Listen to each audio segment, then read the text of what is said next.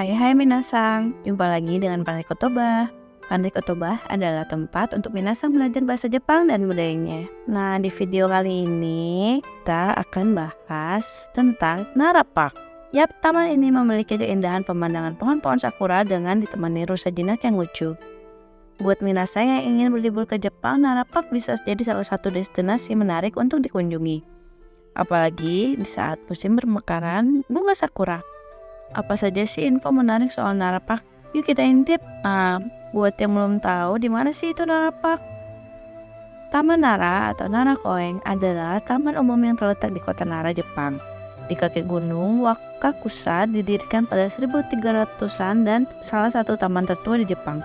Secara administratif, taman ini di bawah kendali Prefektur Nara. Taman adalah salah satu place of scientific beauty yang ditunjuk oleh Kementerian Pendidikan Kebudayaan, Olahraga, Sains, dan Teknologi di Jepang.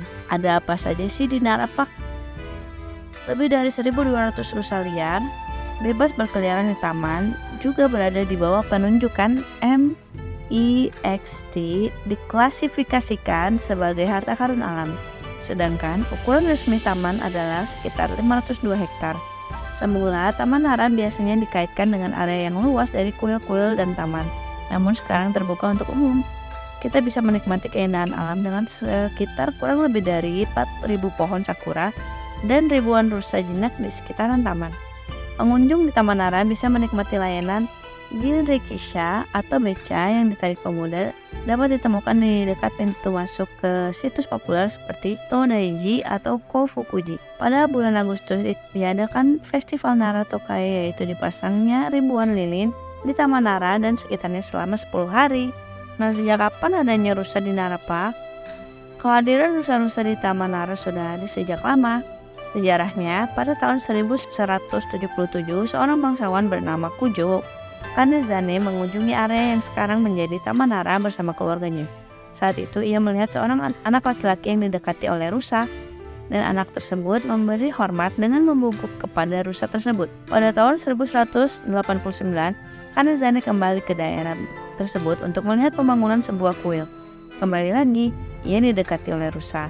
Namun kali ini, Kanezane merasa terhormat dan juga membungkuk sebagai tanda penghormatan kepada rusa tersebut. Sejak saat itu, rusa di Nara Park dianggap sebagai simbol keberuntungan. Pada abad ke-1500-an, jumlah rusa di kota ini mencapai ribuan ekor. Dalam upaya untuk melindungi rusa-rusa tersebut, bahkan dikeluarkan larangan untuk berburu rusa dengan ancaman hukuman mati. Meskipun hukuman tersebut tidak pernah dilaksanakan, pada tahun 2010 ada seorang pria yang dipenjara selama 10 bulan karena membunuh rusa di Taman Nara.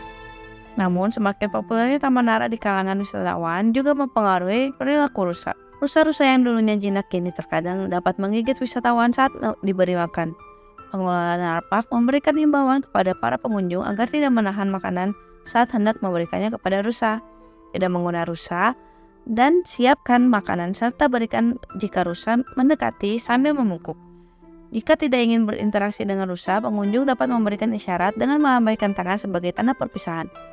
Rusa-rusa di Taman Nara juga mengerti bahwa lambaian tangan adalah ucapan selamat tinggal. Rusa-rusa yang hidup di Taman Nara ini sejatinya merupakan hewan liar yang dianggap sebagai harta karun alam Jepang. Sampai sekarang ini ada 1.300 rusa tinggal di Taman Nara. Meskipun tidak dijinakkan, pengunjung dapat memberi makan dengan menggunakan cracker khusus rusa. Setiap tahun pada bulan Juni, rusa-rusa yang baru lahir dipamerkan kepada pengunjung. Di samping rusa-rusa yang menjadi daya tarik utama, Taman Nara juga menawarkan pesona lainnya seperti kuil Todaiji dan Umikido. Umikido adalah salah satu daya tarik yang tak boleh terlewatkan di area kawasan Nara Park. Keunikan Umikido terletak pada pendoponya yang terlihat mengapung di tengah kolam. Oleh-oleh khas Nara Park. Jika minasang mengunjungi Taman Nara, jangan lupa untuk membeli oleh-oleh seperti pernak-pernik rusa khas Nara Park. Kita juga bisa membeli beberapa makanan khas Jepang lainnya di sini, seperti mochi ataupun dorayaki. Di sini juga menawarkan beberapa makanan dengan olahan daging rusa yang tersedia di restoran sekitar taman. Nah, sekian bahasan Pandai Kotoba mengenai Nara Park atau Taman Nara. Bagaimana minasang tertarik untuk mengunjungi Taman Nara? Semoga video ini bermanfaat ya, menambah pengetahuan minasang. Kalau suka dengan video ini, silahkan like, share, dan kalau belum subscribe, silahkan subscribe ya. Jamatane minasang!